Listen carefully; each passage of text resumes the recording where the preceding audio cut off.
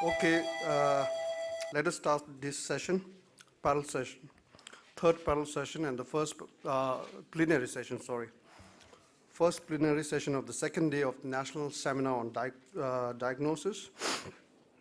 For this, we have a speaker, Professor S. Nafis Banu, MD Obstetrics and Gynecology from Madhya Pradesh.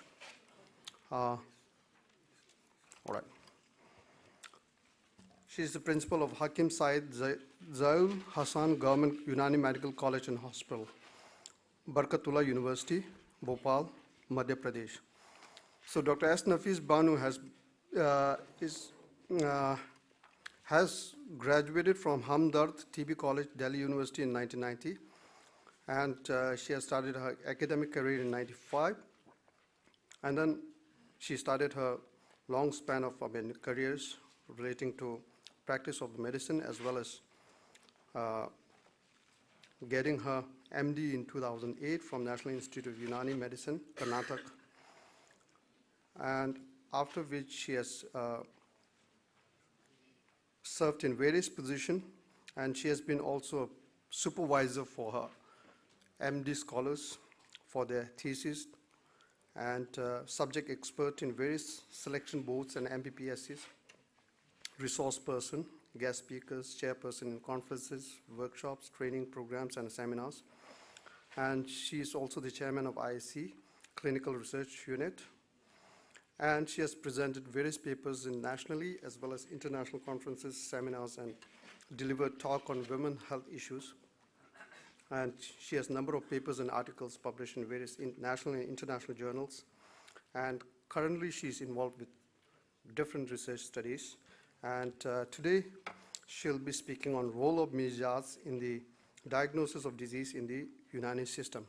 So may I request Professor Nafis Banu, and she has 1 hour time to deliver her presentation, but you can cut short in 45 so that we can leave 15 minutes for Q&A for the audience.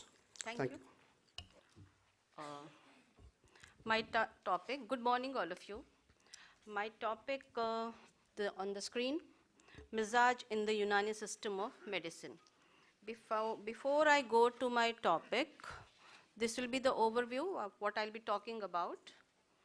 I take this situation a privilege for myself, and unfortunately, I'm not in my institute.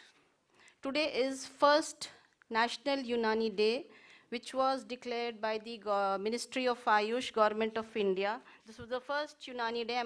Fortunately, I'm here celebrating it with you people. Unfortunately, I'm out of my institute, and my institute is celebrating it. No doubt, it is celebrating. I have made all the arrangements in my institute, and I'm here with you. So I'll talk about slightly. I'll just, I think, give 5 minutes to at least the great person because of whom we have all these big institutions in India. It is Hakim Ajmal Khan. His birth anniversary is being celebrated as National Unani Day in India. He was the person, see, you can go through it. He was the person who is responsible for the institutionalization of the traditional systems of medicine. Before him, we did not have any formal college. He was the one. Hakim Ajmal Khan, he is known as Masihul Mulk, healer of the nation. This is his ancestral home. They came from outside, from Iran, and they settled here with the rulers, the Mughal rulers. Then he was the founder of 3 colleges: the Central College in Delhi, the Hindustani Dawakhana, that's the hospital, and the Ayurvedic and Unani Tibbiya College, which still exists in Delhi.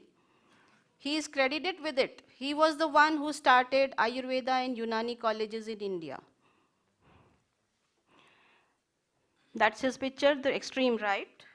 He is Ajmal Khan, this one.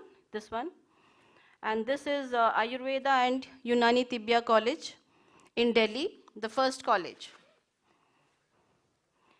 Then we have, this is the present college existing, this is the present. In Delhi, this is the first college of Ayurveda and Unani. First institution which was made in India.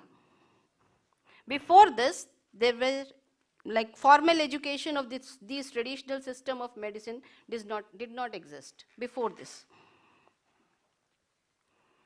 Then this is his hospital. This exists, no doubt, but see the condition. This is how it exists in Delhi, Old Delhi. This is there. And then we have Jamia Millia Islamia. Everyone knows about it in Okhla, Jamia Nagar. This was also, he was the founder of this institute. Previously it was planned in Aligarh. Later, due to some reasons, this was shifted to, again, Delhi. So this is the past. And then we have, this is the present Jamia Millia Islamia. He is the founder of this institute also, Hakim Ajmal Khan. See, Hakim Ajmal Khan, he worked for Unani and Ayurveda. He wanted these two systems to be live because during British rule, these two systems are, in other words, the traditional systems were declining. So this person, he literally, or he wanted these two systems to be alive because of the allopathic system of medicine. People were departed or deviated from these systems. So he institutionalized it, and that was what is existing. We have it, Ayurveda and Unani Tibbiya College in Karol Bagh, and then Jamia Nagar, we have Jamia Millia Islamia. So this great man should be remembered, no doubt. The government has done a great job. He should be remembered. So now I'll be coming to my talk. He stressed on the preservation of the traditional systems of the medicine, and that is why we all have gathered here today. Even our aim is to preserve the traditional systems of the India. So that is, we have been, like we are doing things, we are doing our best to preserve the systems. Even here today I am standing in front of you talking about Unani. I don't know, I think just 2-3, I can see only 2-3 persons from Unani in this gathering. No doubt. Fir bhi, I will do my best. Okay, now I begin my topic, which is important. Misaj in the Unani system of medicine. Before I go to the details, I would like to just give a brief account of what is Unani system of medicine. See the slide. Greek started by Hippocrates, followed by Galen, then the Arab physicians, Romans, Arabs, they all continued it in the same very form. Later, in the Christian era, transformations started taking place. And that is what we have, that I'll come in the next slide. In India, this system was brought by the Mughals, the rulers before the Mughals, and then we have it today as the Unani system of medicine in India. This system is also practiced in Sri Lanka, Bangladesh, Pakistan, and recognized in many other countries. Many other countries have recognized the Unani system of medicine. The Unani system, as it exists today, is the Greek medicine, the Roman, and the Arab. All together combined, we have it as Unani system.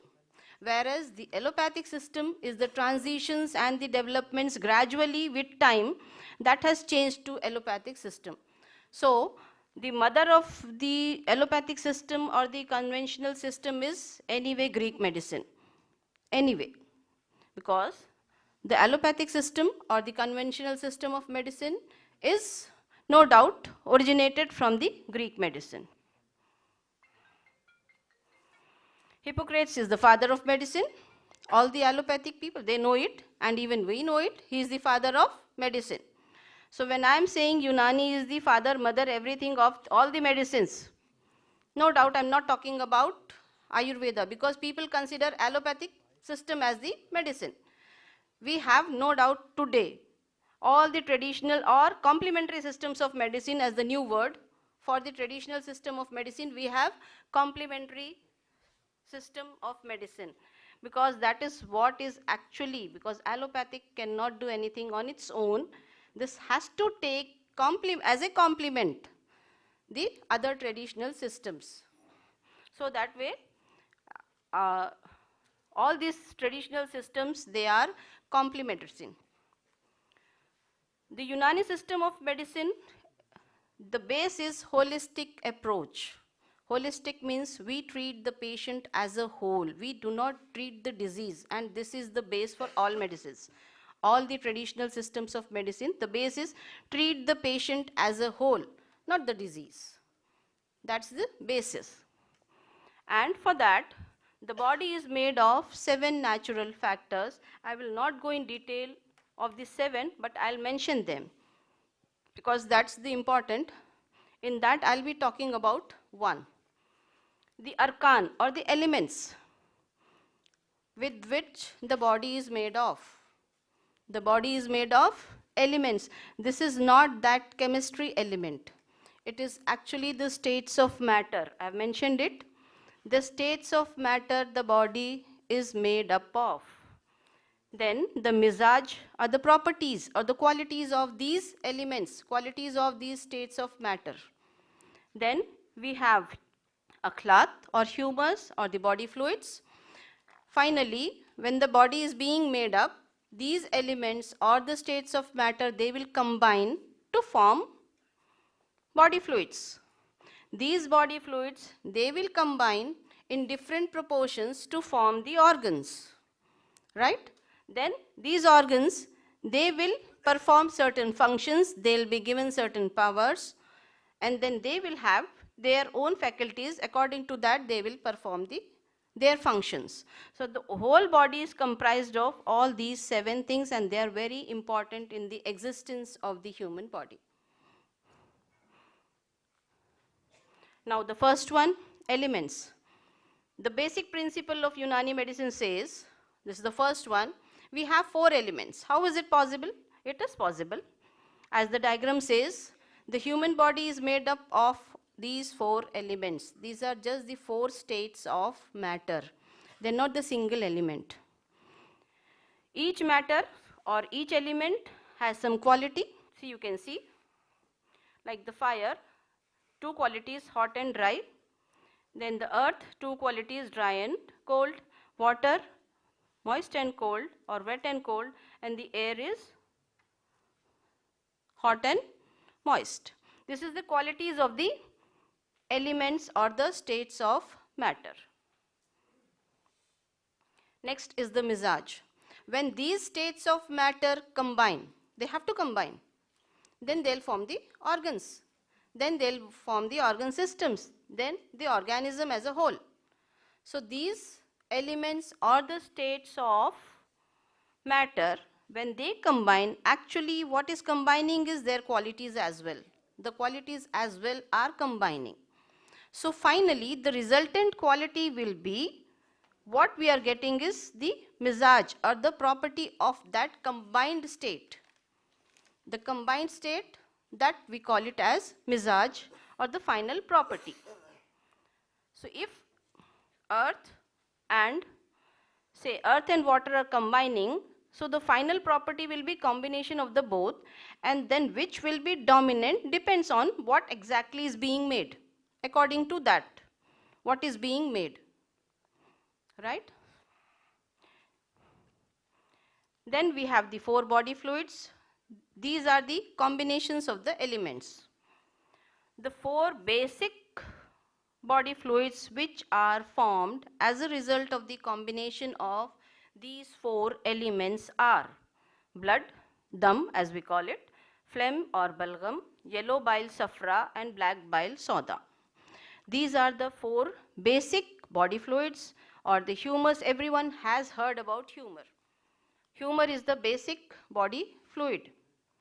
When a person is healthy, all the 4 humors or the body fluids are in balance. Balance in the sense, how much is required for that particular organ to perform that particular function which it is specified or supposed to do.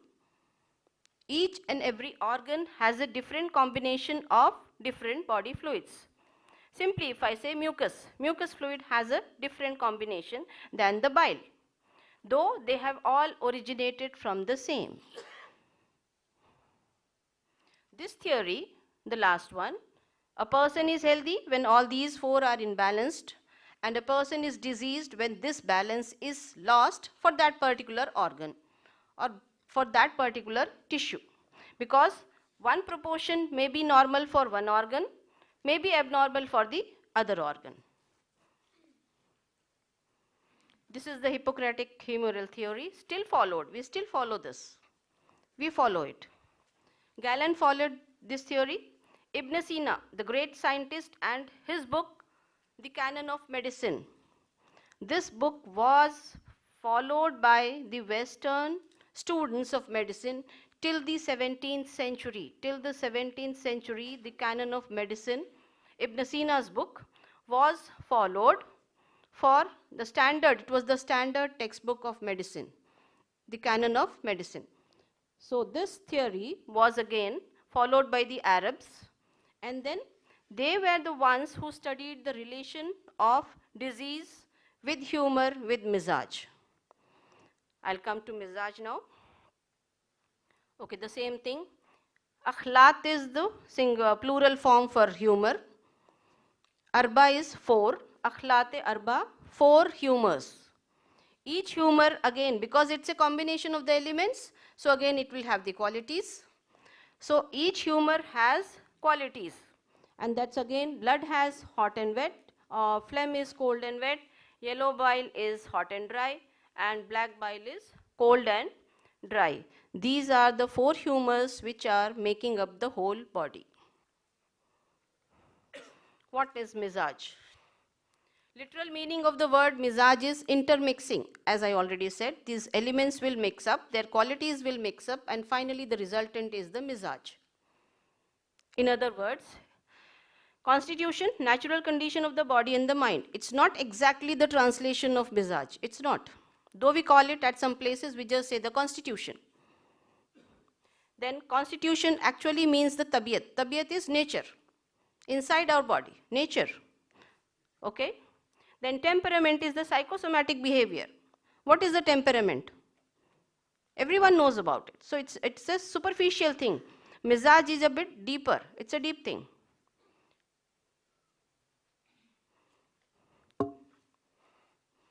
Now mizaj, is it equal to temperament? No, I'll say no. Though the context is same. It's like we talk about it when we say mizaj, we say it's temperament. But basically, it is not. The meaning of the word temperament, according to the dictionary, is the combination of intellectual, emotional, ethical, and physical characteristics of a specific individual. Fine. This temperament is the result of mizaj, no doubt. It's the result of mizaj. While in Unani concept, mizaj is the quality produced by the action and reaction of the opposite qualities. So after mizaj, a temperament develops. After mizaj. This temperament is something which is seen to us, which we are presenting with to you. Because you say you are short-tempered. That means something you are presenting. And mizaj is inside the cells, inside the tissue, inside the organ, and that will be finally presented. Finally it will be presented. So intermixing or mixing is mizaj.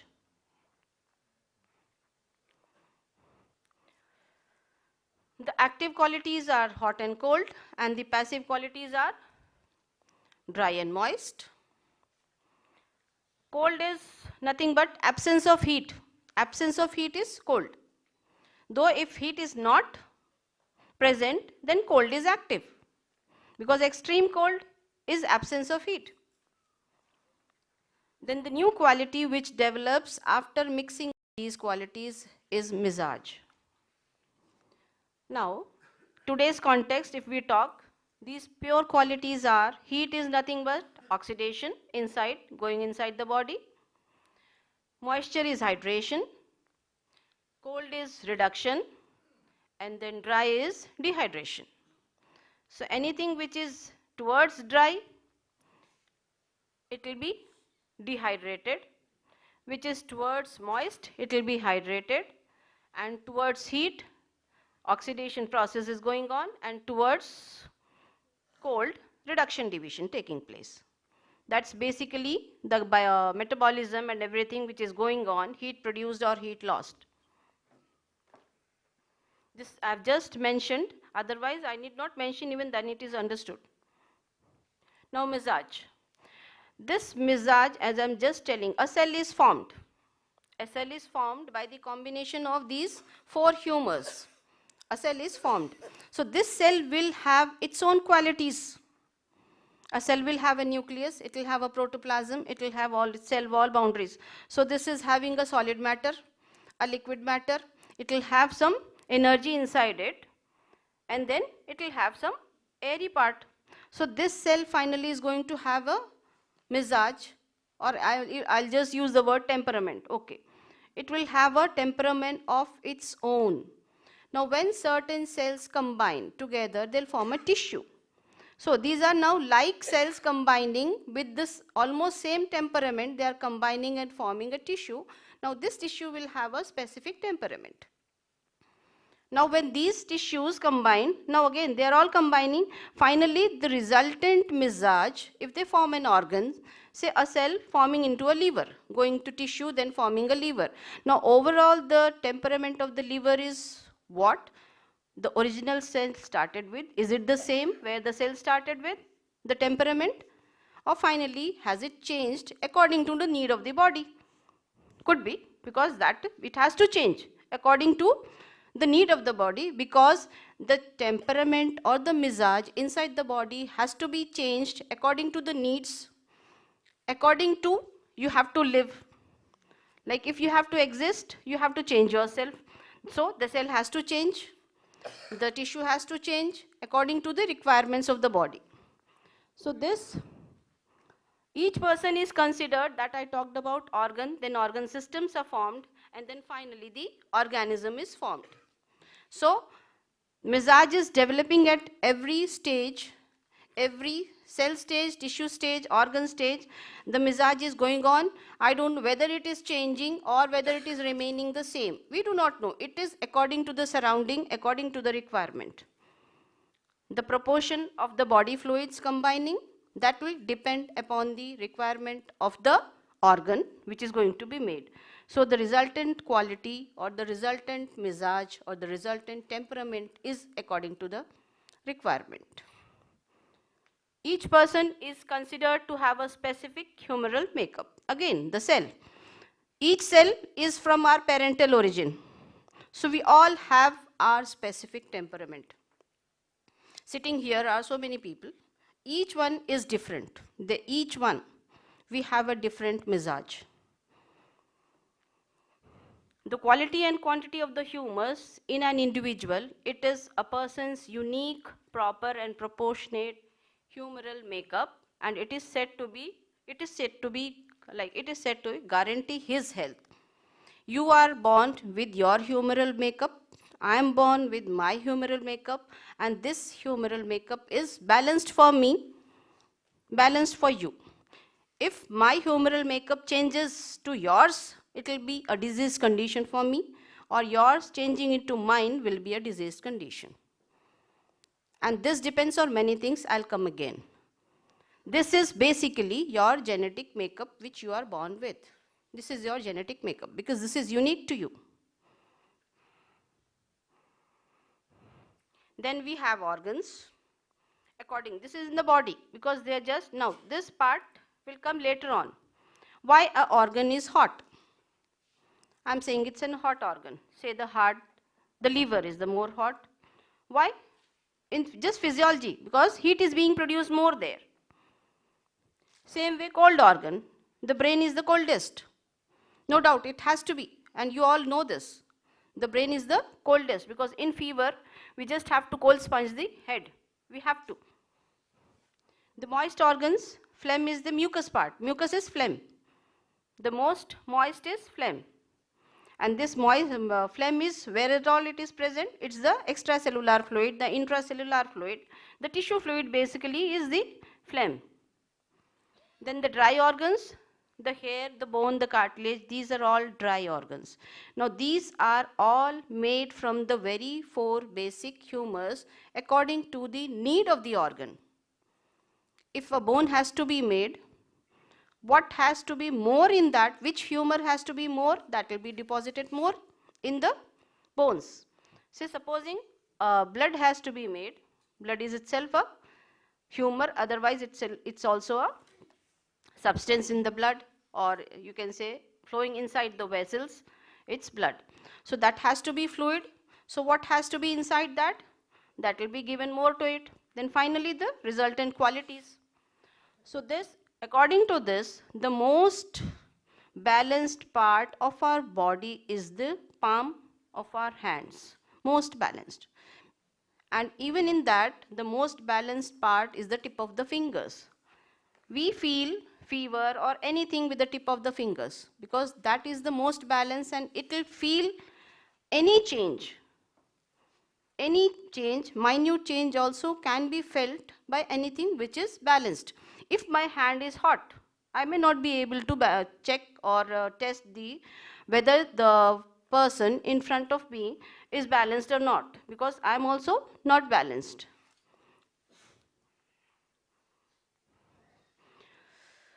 These are the resultant temperaments or the mizaj of persons, because I said each person is different. So the persons can be like whichever fluid is dominant, the mizaj will be according to that fluid, be it blood, be it phlegm, be it yellow bile, be it plaque bile. So the mizaj of the persons or the temperament of the persons, as we are all sitting here, we are all different, and we are any one among these four. Any one among these four.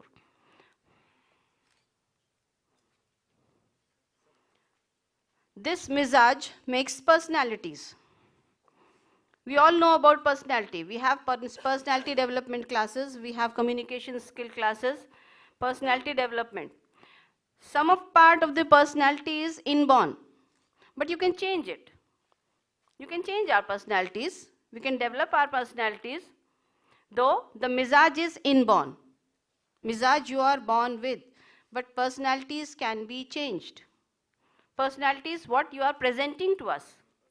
Can be changed. Otherwise, if you could not change these personalities, then we would not have so many classes of personality development classes. We have lots of classes running. You can see the differences. Now these are the characteristics of those personalities.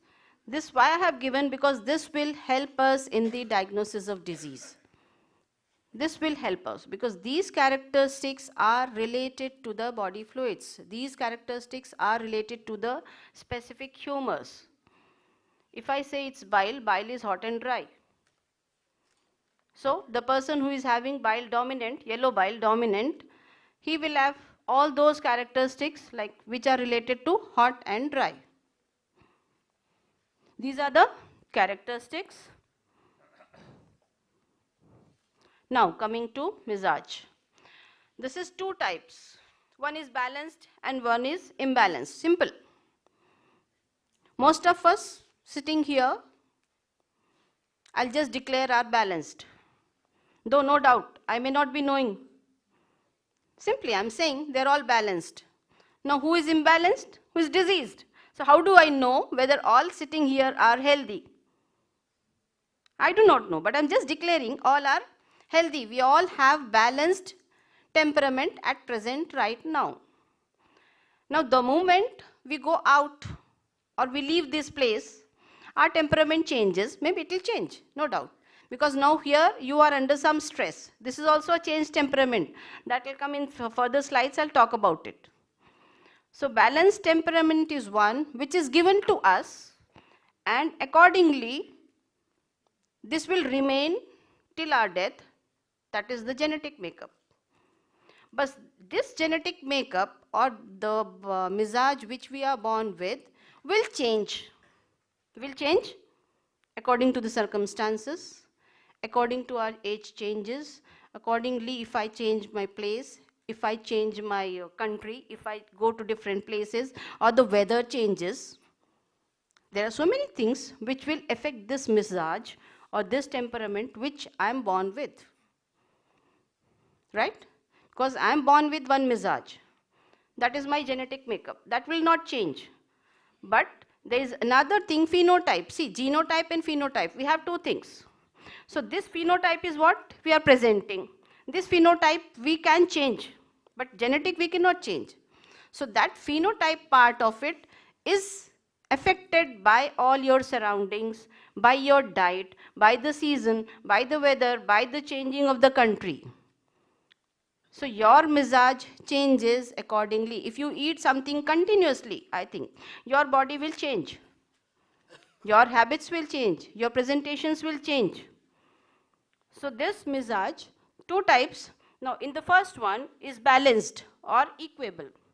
In that we have one real equable. Real equable means all these four humors are in equal quantity. How is it possible? Anything to exist in equal quantity. Distribution of, say if it is 100, 25, 25, 25, 25. No, it's not possible. Because the body is given things what is required for it to function properly and to exist.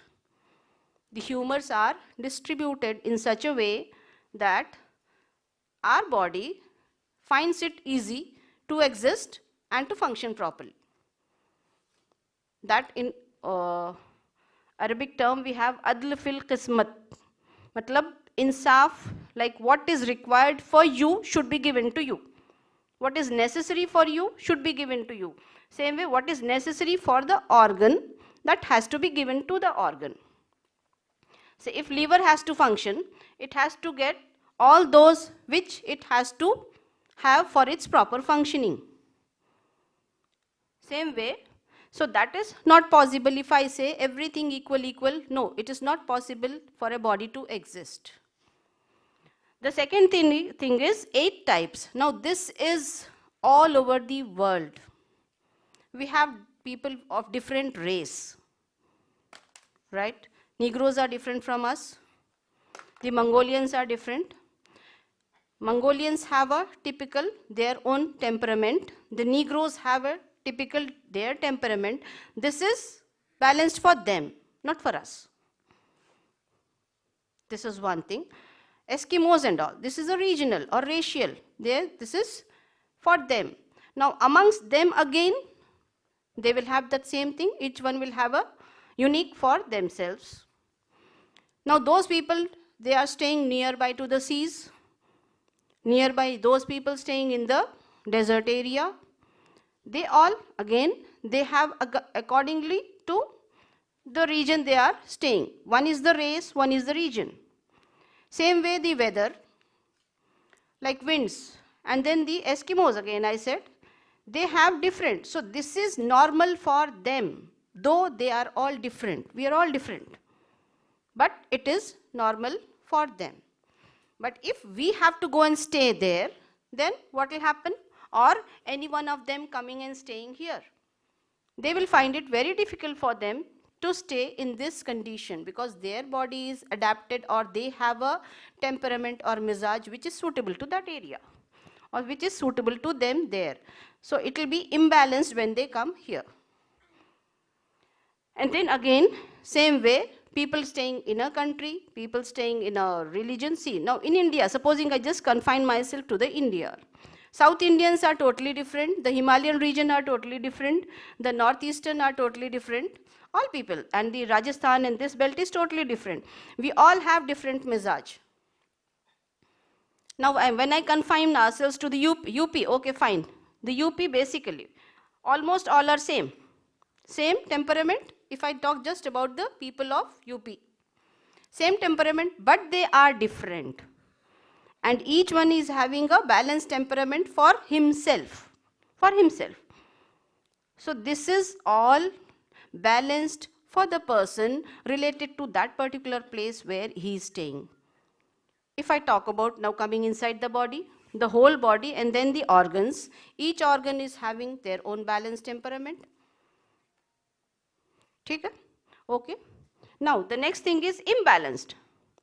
This imbalanced temperament can be or simply it's a diseased condition. When the normal proportion is lost, the normal proportion which is required for health is lost, then it becomes imbalanced temperament or imbalanced misaj.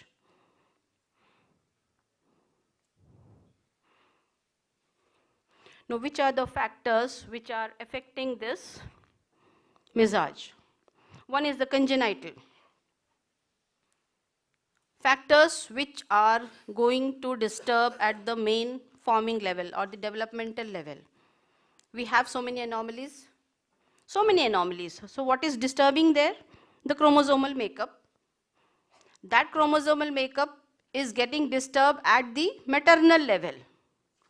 At the maternal level. So some environment is wrong in the maternal level in the production of the ova. That's the congenital defect. The maternal environment is imbalanced. We have so many diagnoses for that, toxoplasmosis and this and that, many chromosomal and many teratogenic effects of the drugs. These drugs are also changing the temperament. They are changing the misaj, they are changing the basic chromosomal pattern. But we have it. So that is one. The misaj is getting disturbed there, and there are so many external factors disturbing at that level. You just see, because at the congenital level, the external factors are involved. If I say simple congenital, you think what acquired factor is doing. But these are the actually external factors. The mother is infected, or the mother may have taken something from outside. Then we have the external factors acquired. These are the actual environmental factors which are changing or responsible for changing the misaj. Now, all this time you may be thinking why I'm talking misaj, because this is very important in the diagnosis of a disease. And the more it is important, the more it is difficult to diagnose the misaj of a person, the easy it becomes to treat. The more pain you take to diagnose a disease, the easy will be the treatment. Because once you have reached the diagnosis, you can treat maybe without medicine, maybe simple counseling, because once you have diagnosed it easily. The external factors are asbabe sitta zaruriya. Sitta is 6, zaruriya is essential. Asbab is factors. The 6 essential factors which are responsible for disturbing this misaj or changing this misaj, or in other words, maintaining this misaj as well. The ghair zaruriya is non-essential, though they are, but these does not change, they are.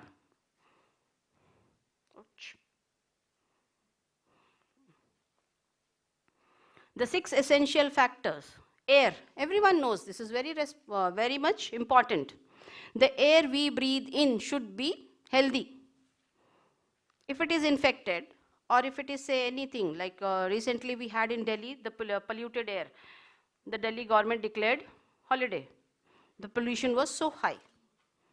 That air is going to change our temperament inside, change our misaj inside. And that will be acute. Then you have foods and drinks. Obviously, what you eat is going to make the body fluids. Whatever you are going to eat will make the body fluids. So naturally, whatever you eat, that will be the body fluid, and anything which is in surplus and anything which is in deficient you are using, the body fluids, the proportion will change. That's why food is very much important.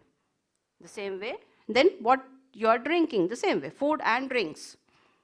These two are very important in making of the body fluids. Finally, your misaj or your temperament depends on the proportion of these body fluids. Then the body movements and repose. How much you are working and how much you are relaxing. Anything excess will disturb your temperament. Anything you are relaxing, your temperament is going to change. You are exercising too much or you're doing extra work, your temperament will change, because that will change your, again, the proportion of the body fluids. We all know lifestyle disorders. What is it? Lifestyle disorders, nothing but excess of rest and lack of exercise, along with many other things. Then psychic movements and repose. This is again the mental stress and the relaxation from the mental stress. that is normal sleep, whether you are able to sleep or not, how much stress, mental stress do you have at your workplace. That will again disturb your body fluids. Then sleep and wakefulness, how much you sleep and how much you are awake. This has direct effect on your body fluids. Most of things which I am talking here, maybe this will be there in all the pathies. This will be there. Then retention and depletion. How much is accumulating inside your body, be it anything which has to be excreted or which has to be excreted and it is excreting in excess, both way. Which has to be excreted is accumulating and which has to be accumulated, it is excreting, other way. So anything which is in excess will change the proportion or the balance of the humus. These are the non-essential factors, though very important. Age. This age is very important because the whole life is divided into 4 age periods. Each age period has a different temperament, each age period. Okay, so when the childhood temperament arises or is changed, shifted to adulthood, that will be a problem. Same way, the male and female temperament is different. Then we have the habitat, as I earlier discussed. We have the habits. A person is used to something. Say if a washerman, he is used to washing clothes, he is used to staying in the water. A person, say goldsmith or a ironsmith, he is used to the hot environment.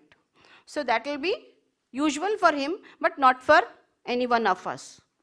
So that again is affecting. See, this is the age, this is sex, then the habitat, then the winds. This will have an effect on the temperament.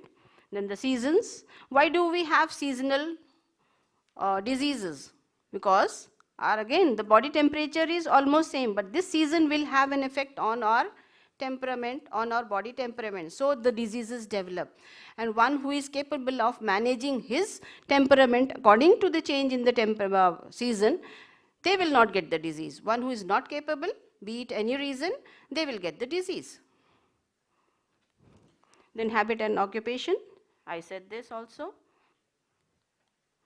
Then race, I discussed it, the diet. Then the drugs. What drugs should be given? Because each and every drug has a temperament. Can be cold drugs, can be hot drugs. Right? But this is not to touch. When the drug goes inside, it produces heat. When the drug goes inside, it subsides the heat. That way it is hot or cold. Now, how do we determine the mizaj of a person? These are the determinants. How you have to determine the mizaj or the temperament of a particular person. These are 10 in number. This is the slide related to that. And we have to see all these characteristics. And these characteristics are different for different humors. The next slide, see. This is according to the humors, we have 4. Now, this is the sanguine temperament. Those who have blood dominant, they will have these features. They will have these features. And those with choleric temperament, they will have these features. This we have to know. And those with the phlegmatic, they will have these. Now, and all of you sitting here can divide yourselves in any one of these. Any one of these.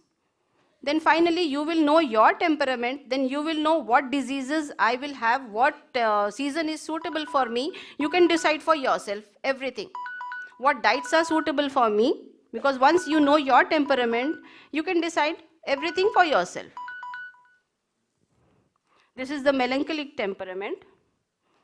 Now this, if we know, we can diagnose any disease. See now, Hippocrates had said, we should know what sort of person is having a disease, not what disease he is having. This is what I'm stressing upon again, because we all should know our temperament. Once we know our temperament, we can decide the treatment, the diagnosis, and everything. Hippocrates had said some 2500 years ago, health is the greatest gift, and the disease was the product of environment and lifestyle. That's very right today. And the body had a power of nature to treat itself. We don't need physicians, we can treat ourselves, but that has to be powerful. And to treat the whole person, not the affected part, and do no harm. Anyway, medicine does not do any harm. Medicine itself means to cure. How can it harm? But allopathic medicine does. It does. It treats as well as it harms.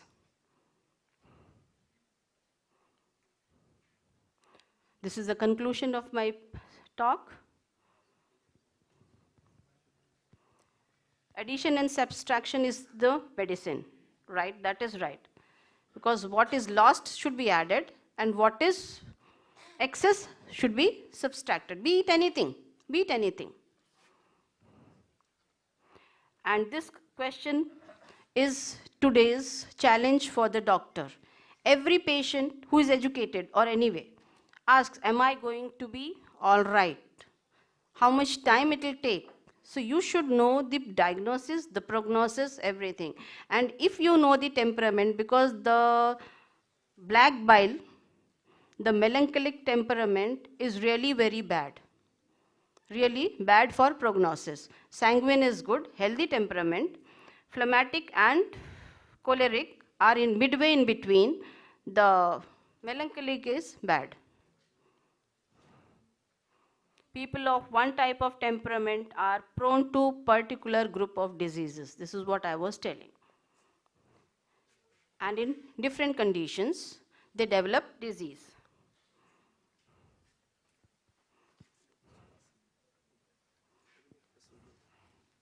Thank you. Thank you, ma'am. So here I have a few questions. Means two questions with one sub-question. When I try to understand Unani by comparing with the Soaripa, I got a few doubts about elements and the hormones. The first about element is when you are talking about elements, there are 4 elements, right? So in Soaripa, we used to talk about 5 elements, which is definitely space. The space provide the living room or the space for other element to exist. So in Unani, there's, I think, madam, you didn't mention about space. So how does other element exist? Where does it exist? The second question is, when we are talking about humor, madam, I think you have mentioned human rights.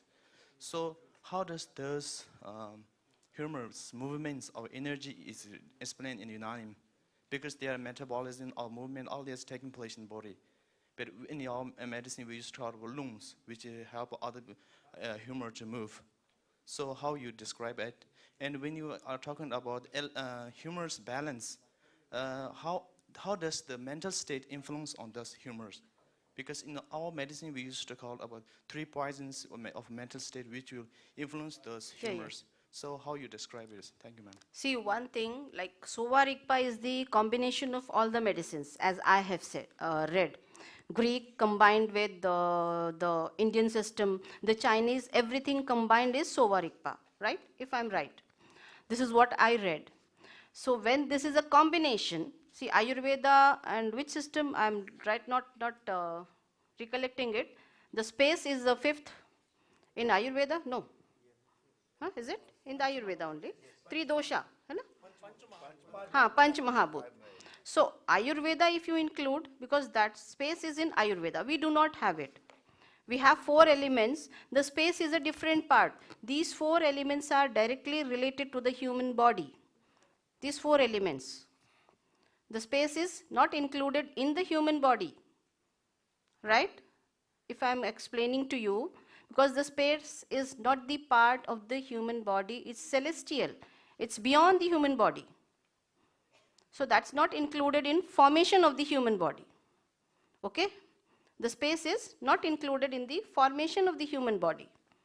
We are talking about formation of the human body or the organisms, the plants, the living things and etc. So that fifth element is not described in Unani in this context, because in Unani system of medicine, the astrology part and the astronomics, the whole thing is a separate thing. We have it, the stars and the planets, everything, we have it separately in Unani. Not included in this, though they may be having an effect on the human body, that's a different thing. That's a totally different chapter, and I've gone through it, but not related to medicine. This fifth element is not related to medicine as such in the Unani system. We don't find the relation, okay? And the second question you asked was the humus, something related to humus. What was the question? Will you please repeat? I'm not recollecting it. In our Tibetan medicine, we used to talk about three phylums, three humors, Correct. which is lung. The lung will help other humors movement of everything. So in your Unani, there's four human rights. But how does this any of this help in movements and does the metabolism of anything that is moving taking place? Which humor will take a role in it? See, I mentioned four humors, or basically the four qualities. See, and I showed a slide on oxidation, reduction, hydration and dehydration. The oxidation process, or the say heat. Heat is what is energy. Heat is energy, and the air part, sorry, I'm talking about the qualities. Heat is energy, cold is anything which is static will have cold dominant. If it has to move, heat has to be dominant in that part to move it, because you need energy to move. See, you have three doshas and we have four. Why? Because there are four qualities. The dry, the moist. If the dryness dominates, the thing will not be able to move. If moist dominates, the thing will move because it will become a fluid. Any fluid will move. The second thing is the heat and the cold. The more the heat, the more it will change into the form, like say if I say it will change into vaporous form. The more the heat is increasing, a time will come when this thing is going to burn out. Do you understand what I'm trying to tell, or am I able to clear you? Madam said the cold is absence of heat, right? Yeah, of course it is. So cold cannot move. Yeah, cold. The moment the cold, as the cold will dominate, nothing will move. So if I say it's a bone is cold and dry. This is not going to move. If it is anything is fluid. But still, even in the cold state, there is an atomic level, still movement is there. That's a different thing, because that's a space inside. If you go to that, that will be a totally different thing at the atomic level, because there also we have space. In that we have air, some air is present, some fluid is present. Okay, so that if you go to atomic level, that's totally different. Because in an atom, or say in a cell, in an atom there is space, there is some matter, there is some heat. Again, and I won't say like if whatever atom it is, according to that there will be fluid. That depends. That depends. Okay, thank you. And the next question, I think you had a third question. Yeah, third question about the mental state influence on this. That's very true. That's very true. Because see, if I say simple, if I say the brain should be cold and moist. Okay? Your mental status is going to change the whole of your body. See, if I say I'm angry now, I'm stressed. So something is going on inside my body. If I'm angry, what is actually happening? Heat is being produced from where? My body is working. Which part of the body? The whole thing. The liver is working. My hormones, which are supposed to be phlegmatic, all the hormones, they are phlegmatic. So there will be change. The more the hormones will be secreted, the more depletion of whichever humor. So finally, if I'm under stress for long, the whole of the body fluid constitution will change. The body fluid composition will change. And if these are depleted, the fluid part is depleted, then what's going to happen? You just tell me. Because the brain has to have moistness for its proper functioning and cold.